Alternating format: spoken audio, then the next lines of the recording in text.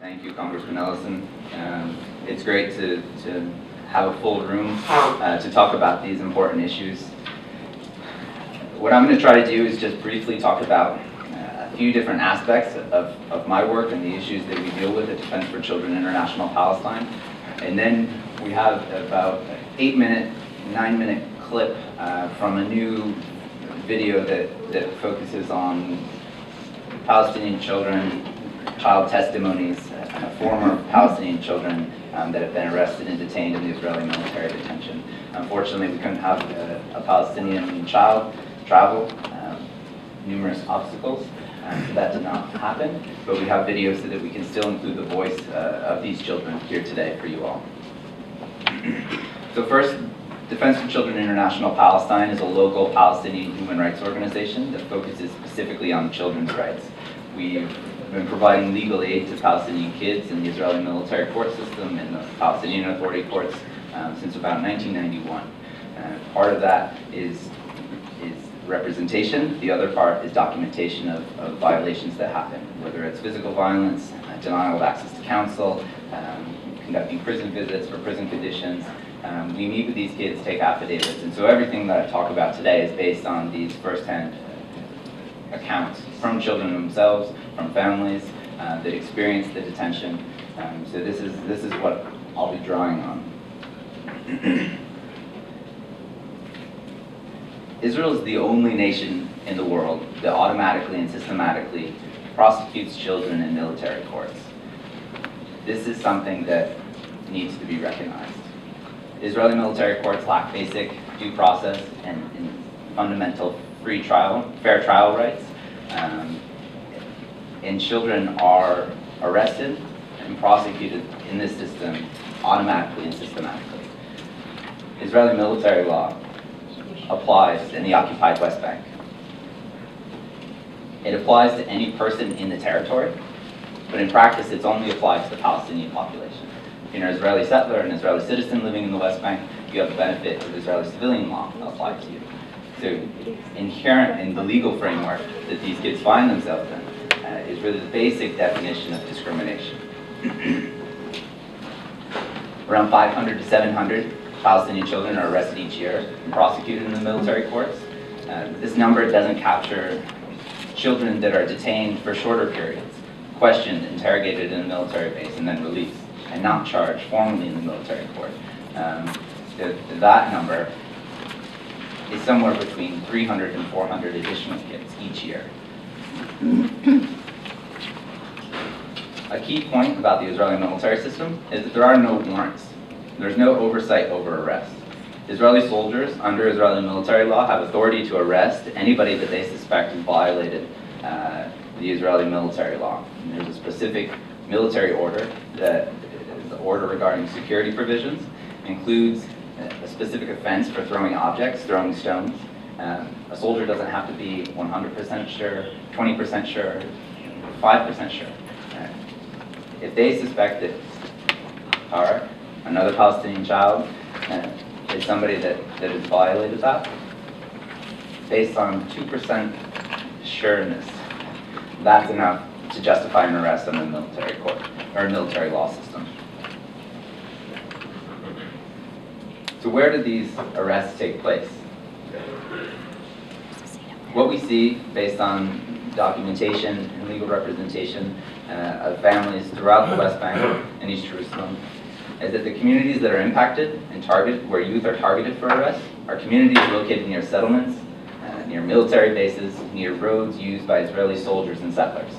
Wherever the occupation has its presence in the form of settlers and soldiers, these are the communities that are affected most by youth detention.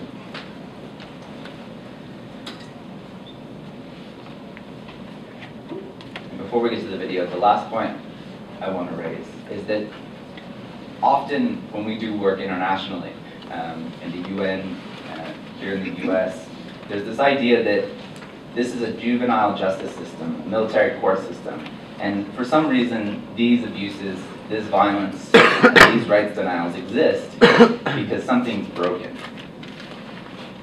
That's really not the case, right? The military court system is operating exactly as it's intended to. There are limited rights provided within that system, and those are the rights that kids have.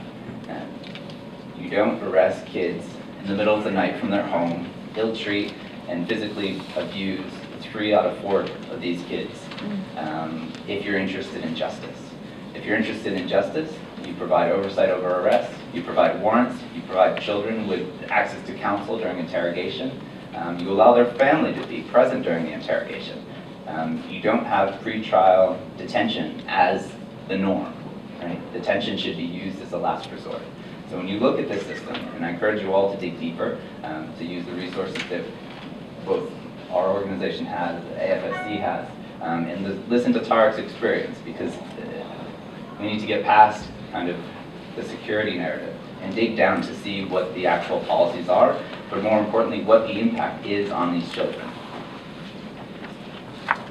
Part of the impact, we talk a lot about the experience of children in detention, what that means, how that affects them psychologically, physically.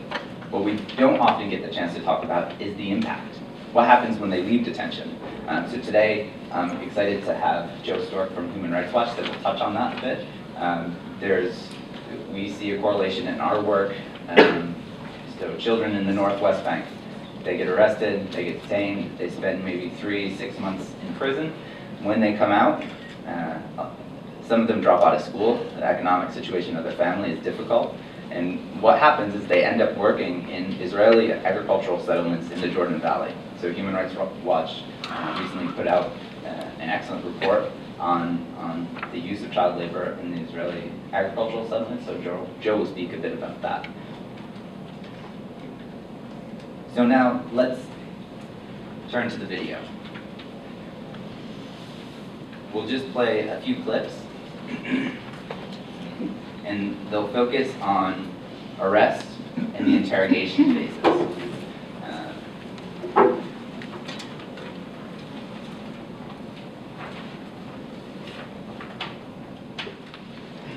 So Tarek Abu-Qader is going to talk a little bit about his experience with this issue. He was arrested last summer in Jerusalem.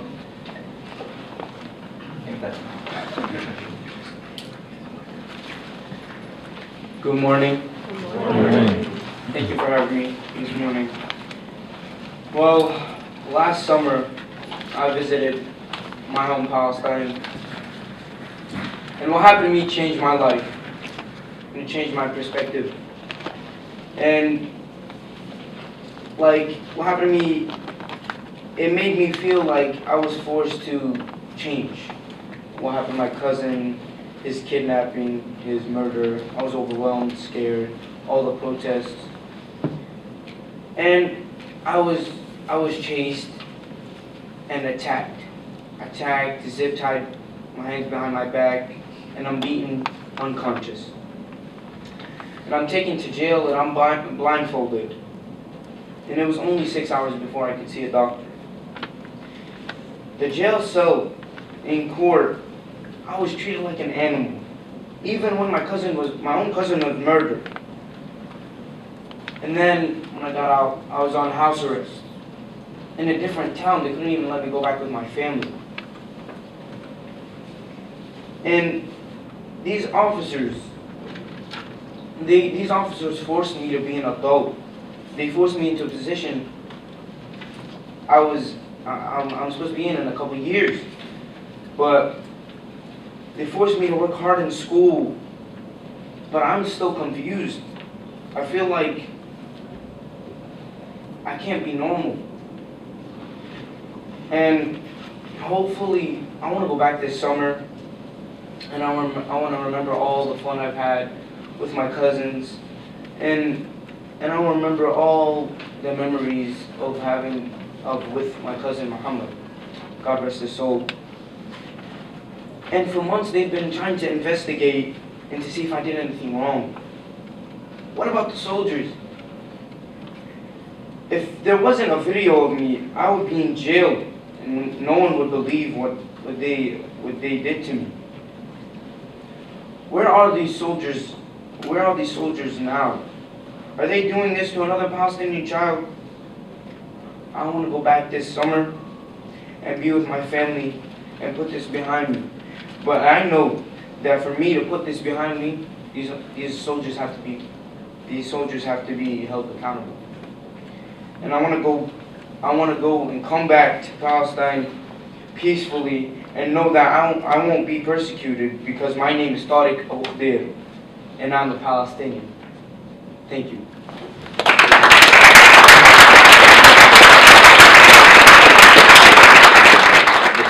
There.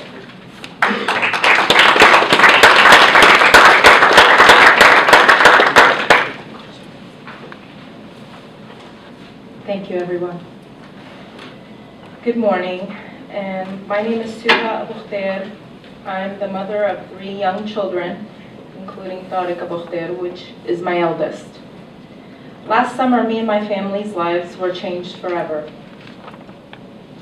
In only a couple of days, our 16-year-old family member, Muhammad Abu Khadir, was kidnapped and burnt alive by Israeli extremist settlers. My son was almost beaten to death and jailed. I couldn't even recognize him when I first saw him after the beating. I had no idea whether my son would ever come back to me ever again. Tariq, whose face I couldn't recognize from how swollen it was not only jailed but treated like a criminal and put on house arrest. We were also forced to pay a fine. We didn't know if we could ever come back to our hometown ever again. Tariq's story was picked up because he is a U.S. citizen. For months, he was investigated as a criminal, and there were no charges against him. And the investigation eventually was closed. There has been no accountability till this day. What happened to all the officers that participated in the beating of my son? Where are they now?